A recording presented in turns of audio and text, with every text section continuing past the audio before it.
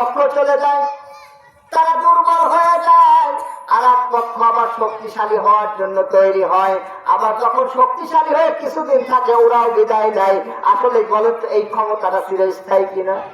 তার এই গর্ব কেন? এটা না বুঝে করে, না বুঝে করে। আল্লাহ তাআলা বলেন ওয়ালা তাকুনু কাল্লাযীনা নাসুল্লাহা ফাআনসাহুম আনফুসাহুম।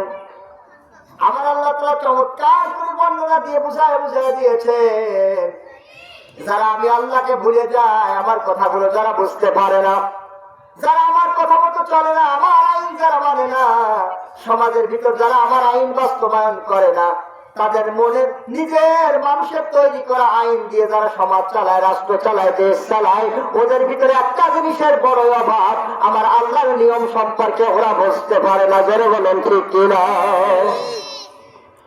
আমার আল্লাহ তাআলা নিয়ম দিলেন, কোরআন অনুযায়ী তোমার সমাজটাকে চালাও, তোমার পরিবারটাকে চালাও, রাষ্ট্রটা চালাও। কোরআনের ধারে কাছেও যায় না, কোরআন দিয়ে এরা কোনো কিছু করে না। একটা পরিবার যদি কোরআন দিয়ে চালানোর চেষ্টা করে, বিশ্বাস করুন সারুটিয়া সহ যে অঞ্চলের মানুষেরা এসেছেন, বিশ্বাস করুন কোরআন দিয়ে কেউ যদি এই একটা পরিবার চালাতে পারে, আল্লাহ তাআলা নিজে ওয়াদাবদ্ধ হয়েছেন ওই পরিবারটাকে আমার আল্লাহ জান্নাতি পরিবার বানায় দেয়। জোরে বলি সুবহানাল্লাহ।